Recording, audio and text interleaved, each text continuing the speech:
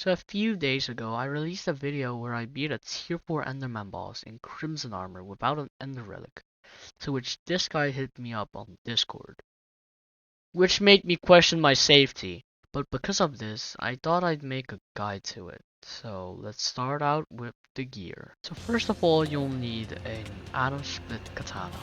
It should look comparable to mine, costing up to like 120 mil.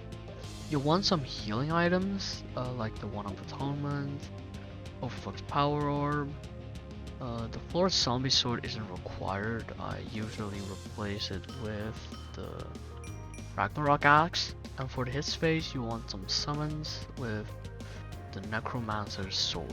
With this setup, the Necromancer's Sword is enough, and it'll be explained later in the video. And obviously, you'll want Crimson armor. It doesn't have to look exactly like mine. Mine has burning 7-star.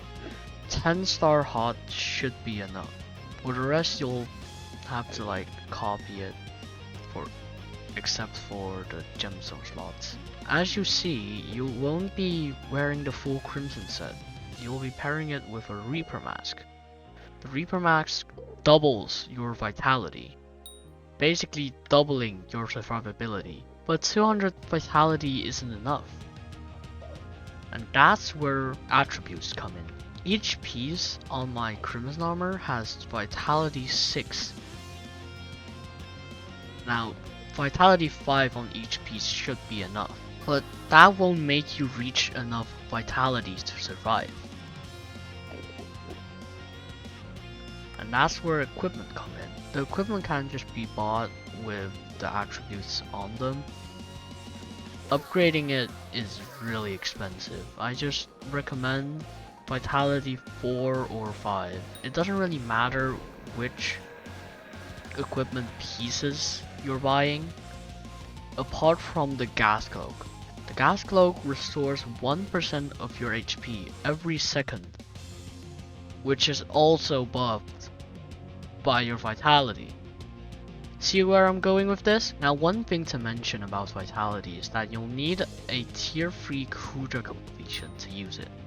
Apart from that, you'll also need 2 talismans, that being the Survivor Cube and the Healing Ring. These two both provide some vitality and are easy to obtain. The Healing Ring can just be bought, and the Survivor Cube is obtained upon reaching Spider Slayer 7. Now if you have all that paired with an Overflux Power Orb, a Wand of Atonement, and Siphon, you'll be healing around 20% of your health every hit, and like heal about 20% of your health every second. And that's excluding the Wand of Atonement. Vitality is a cracked stat, okay? Like, trust me, they're probably gonna nerf it. Now, vitality doesn't matter if you get one shot. And that's where the Crimson and a Reforged Stone comes in.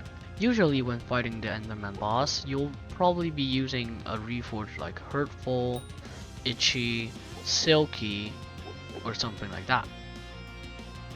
But I don't think anyone saw this one coming. The Slender Reforged grants you a buttload of EHP and also provides you with some damage and some bonus attack speed.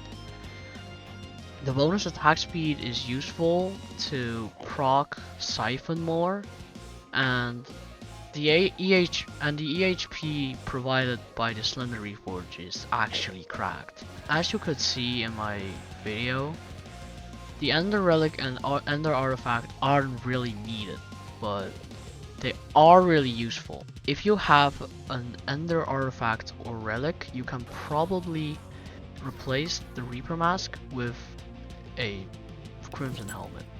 But do keep on the Slender Reforged, otherwise you'll just perish. Also keep in mind that the Reaper Mask provides 2 more Necromancer souls, which is why a Necromancer sword is enough. So if you're doing it with full Crimson, I recommend just getting a Reaper Scythe for that. Now for the pet. I'm not using an Ender Dragon pet, okay? It's just an epic Enderman with a Dwarf Turtle Shaman. That's it.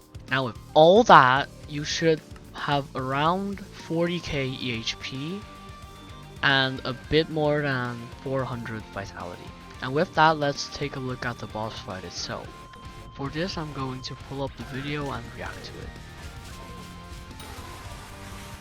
So right off the bat, you summon up your summons and make sure they are on the boss and just let them finish the hit phase.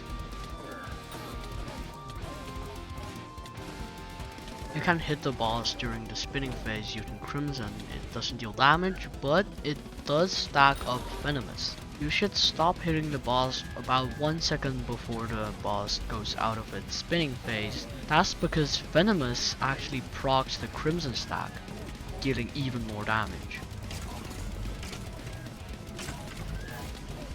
You can notice I am throwing a pearl here.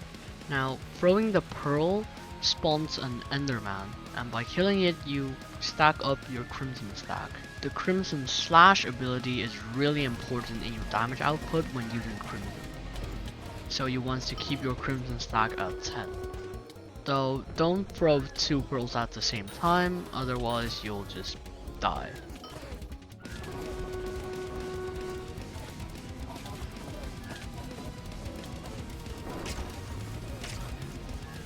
You can probably also notice that I'm teleporting with my LTV before I hit the boss. That's because the Epic Enderman ability gives you damage after you teleport for 5 seconds. And it's a pretty substantial damage boost.